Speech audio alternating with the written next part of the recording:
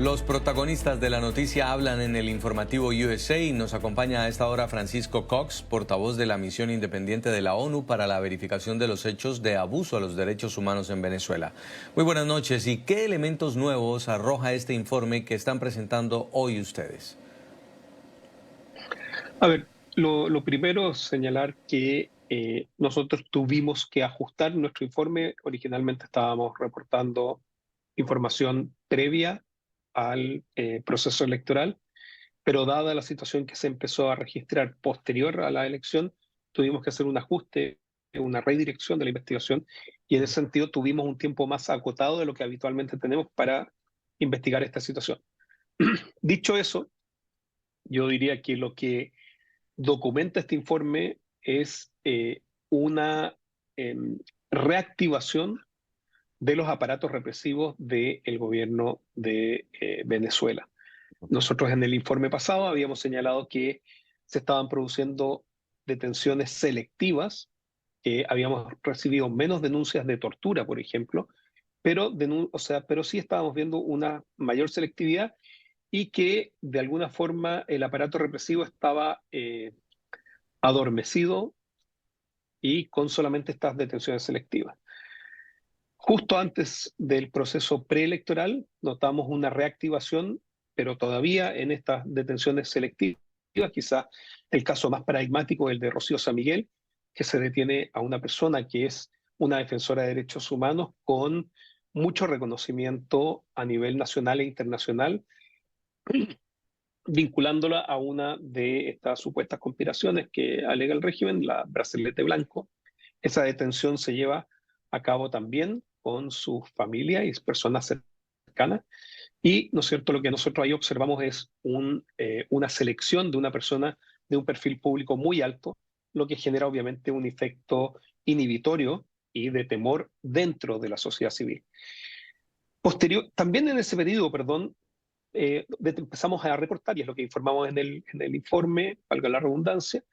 de personas que habían prestado espacio o que habían arrendado incluso espacio para que la oposición hiciera actos ¿cómo se llama?, de proselitismo, propio de una campaña preelectoral, donde se les detenía arbitrariamente a ellos, incluso a familiares, personas que prestaban, por ejemplo, restaurantes, los amplificadores de sonido, distintos instrumentos, se les detenía, finalmente no se les imputaban ni se les formulaban cargos y después se soltaban, pero claramente generando una reducción del espacio cívico que ya habíamos documentado el año anterior. Y después de las elecciones vemos entonces un aumento agresivo de las detenciones selectivas de personas de cierto perfil político, personas vinculadas a 20 Venezuela y al grupo de la oposición, pero también, y esto fue lo novedoso, un aumento de las detenciones masivas, detenciones arbitrarias masivas que se producen después de las elecciones, simplemente por manifestarse, protestar, incluso personas que estaban cerca de las protestas, ni siquiera protestando, pero sí una detención masiva con declaraciones muy fuertes por parte de autoridades como el presidente de la República, como el señor Diosdado Cabello, con el pase de legislación que persigue a la sociedad civil. Señor Francisco Cox, portavoz de la misión independiente de la ONU para Venezuela. Con este reporte ustedes pueden señalar o se permite conocer el nombre y apellido de los responsables de dar las órdenes represivas, ya sea para esas aprehensiones selectivas o para los casos de tratos crueles e inhumanos como las torturas que también describe el informe. A ver, dado la reducción del periodo, a diferencia de otros informes, no hemos podido meter dentro de la estructura y el funcionamiento de los distintos aparatos. Sí, claramente señalamos la participación de los organismos, como por ejemplo la DAET, está participando, el SEBIN, el DGCIN, el 6CPC, la Guardia Nacional y también grupos civiles armados, que todavía, dado, como digo, el reducido tiempo que tuvimos para investigar, no podemos determinar bien si son colectivos o bandas de criminales. Y dentro de lo que se puede observar, porque han sido públicos y señalamientos muy viscerales, por decirlo, de autoridades públicas, como Nicolás Maduro, Diosdado Cabello, donde se insta a estas detenciones arbitrarias. Es decir, si nosotros ponemos este informe en el contexto, como lo hacemos en este informe, de lo que se ha venido produciendo a lo largo desde el inicio de nuestro mandato, que abarca del 2014 a la fecha, y en ese primer informe nosotros del 2019 indicamos que hay una política de Estado de aplastamiento de la oposición. Nosotros decimos que estas violaciones que estamos reportando el 2024,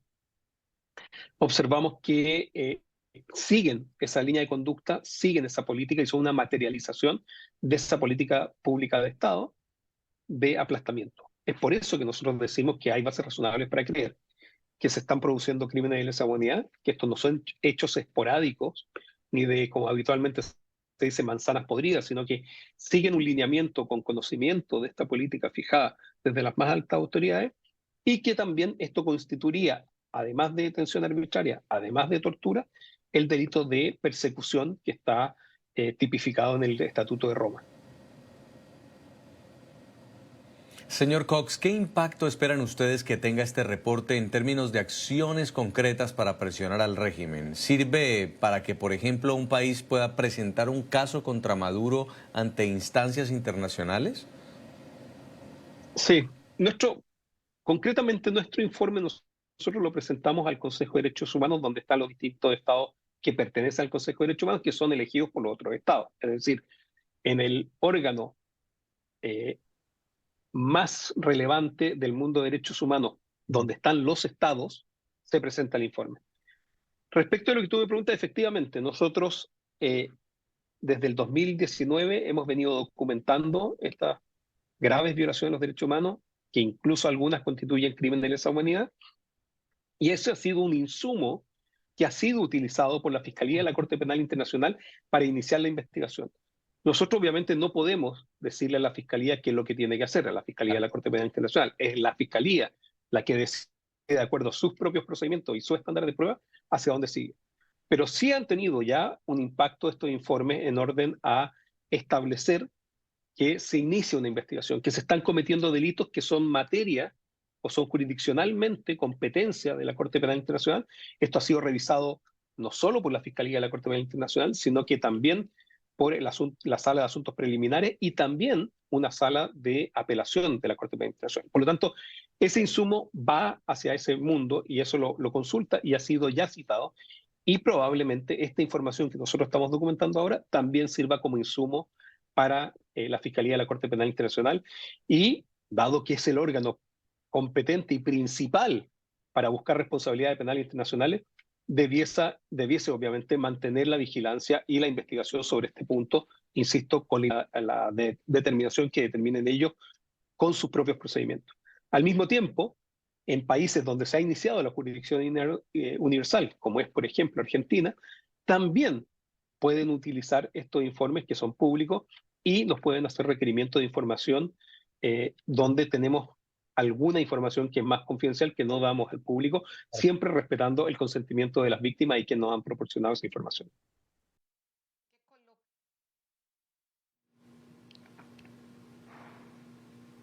Sí, señor Cox, el régimen ya no solo dejó de cooperar con la ONU, sino que acusa a la Organización de Naciones Unidas de conspiración en su contra y a la misión independiente de verificación de la cual usted es el vocero, el portavoz.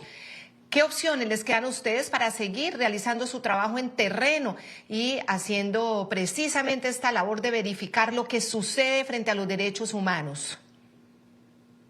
A ver, el gobierno de Venezuela con nosotros nunca ha colaborado y nunca nos ha permitido el acceso. Inicialmente con la oficina del Alto Comisionado, insisto, somos órganos distintos, prestó una cierta colaboración y después, cuando no le gustó algo, simplemente los expulsó. Nosotros lo que tenemos que hacer es seguir documentando, tenemos que seguir dejando la evidencia. Sin duda que uno entiende la frustración y la desesperanza quizás de algunos venezolanas y venezolanas de la situación y esa pregunta de, bueno, y ya está el informe y para qué sirve, Es una pregunta que uno no puede más que empatizar como ser humano, pero también hay que ponerlo en lo que ha sido la historia de América Latina. La justicia tarda, pero generalmente llega. Esa es la experiencia de nuestros países, es la experiencia del Cono Sur, es la experiencia de distintos países de la región. Y lo importante es dejar documentado la evidencia de estas graves violaciones de los derechos humanos e incluso estos crímenes de lesa humanidad. Eh, no, no es mucho más lo que nosotros podemos hacer. Sí, la comunidad internacional tiene un rol fundamental que jugar. Las embajadas tienen que servir de refugio ante la gente que está siendo perseguida en Venezuela. Los estados tienen que